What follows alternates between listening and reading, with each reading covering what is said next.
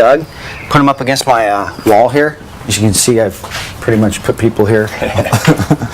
So I'm going to spin him around, get him about 3 inches off that wall. There you go, perfect. Just about 3 inches, okay? And if he pulls correctly, the way that I want him to, he will not touch that wall. So let's see if he can pull it off. Boom, boom. Good. That foot even could be back a little further.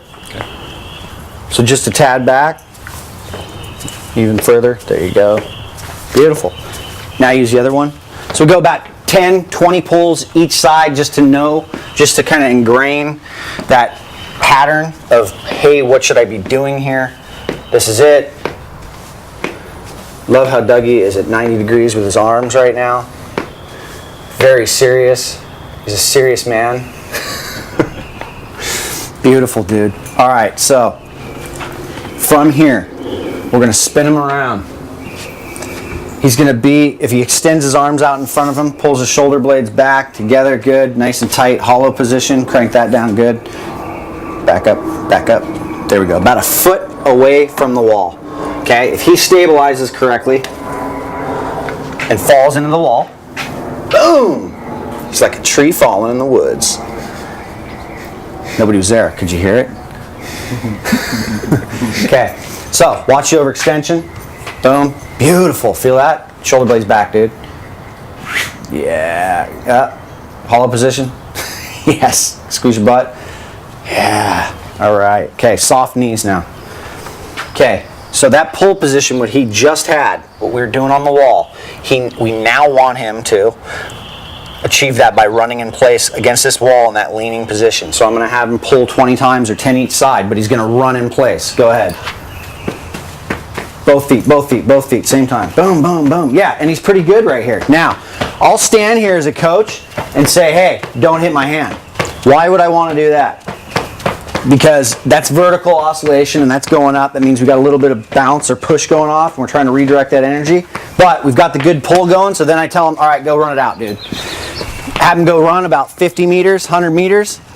Implementing that, yes, you're going to get a little tired by implementing this new technique and by using those hamstrings, but we're going to do it in short bursts, higher intensity, okay? Once again, we want to develop that central nervous system for what it is we're doing. We don't want to just go turn it off and start picking up these old habits of just running slow and not utilizing the correct muscles for everything, okay? So, he's gone out, he runs it out. These are 2 drills that we would utilize for that knee flexion and running in place. There's actually a whole bunch of stuff that we're doing there. We're learning how to stabilize correctly. We're learning how to not hop up and down and have a whole lot of vertical oscillation, because the more vertical oscillation we have, the more up and down we have, and we're giving away to forward motion. Okay? Good runners versus, I don't want to necessarily say bad runners, but not so good runners. There's quite a few fundamental issues things that happen differently. One of those things, and I've kind of touched on it a little while ago, is vertical oscillation. So if we're going up and down, that means that there's a lot of push coming off or too much push coming off, or there's just a lot of rebound or ground reaction energy from that muscle elasticity that we're not redirecting with those hamstrings. So if I actually were to have Doug jump up and down, just like he's jumping rope, we've got some vertical oscillation. Now, if I ask him to tighten that up, okay, he can tighten that up and he's not bouncing up as much. And he's probably getting, I don't know, maybe 6-7 centimeters of travel here.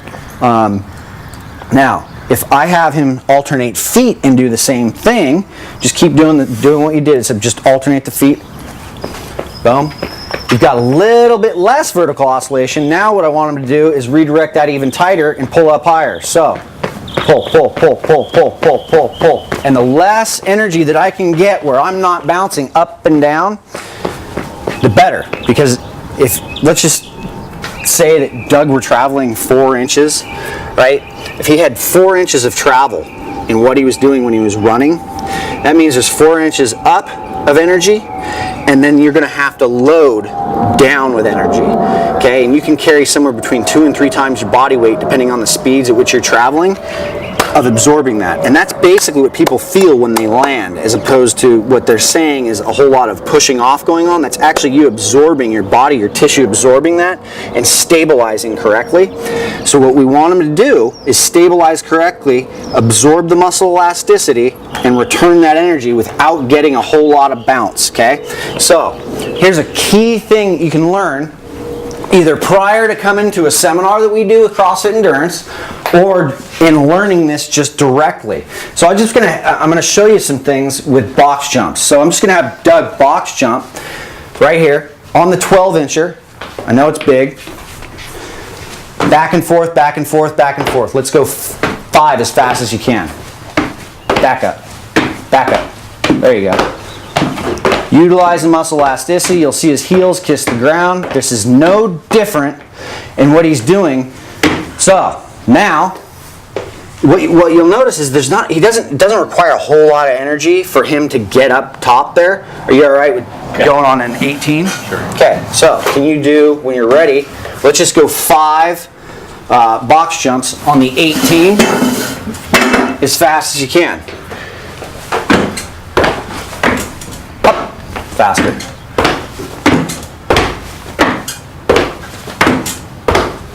Faster.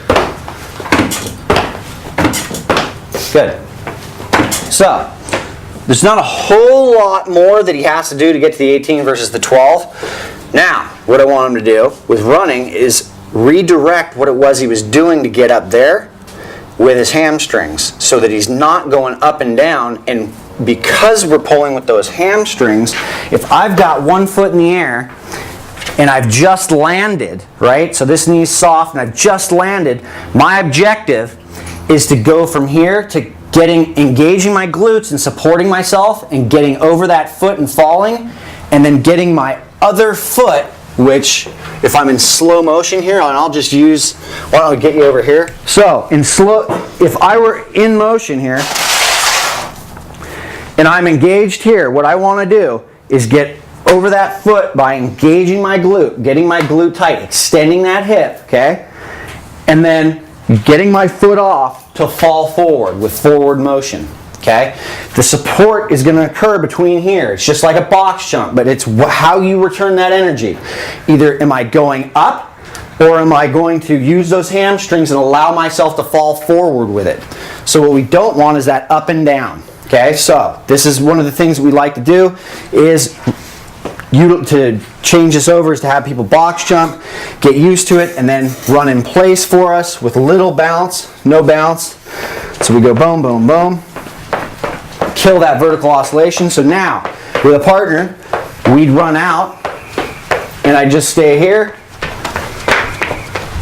Try not to hit my hand. There.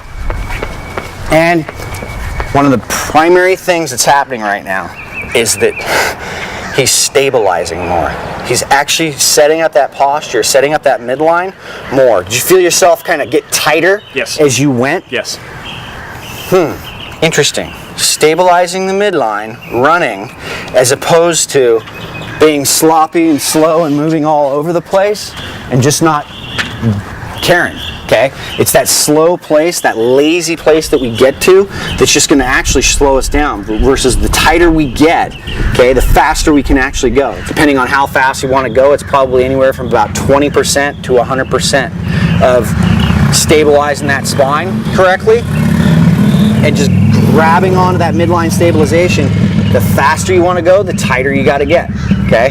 And the more you do it, the more you learn how to integrate that, the easier it gets. So that's what that vertical oscillation, how we can fix that stuff. So we would have Doug kind of work on that, and then to just tie back in to that midline stabilization. The best drill we can do for that is just kind of, how can we create more leverage in order to require him to have to do that without really crippling him.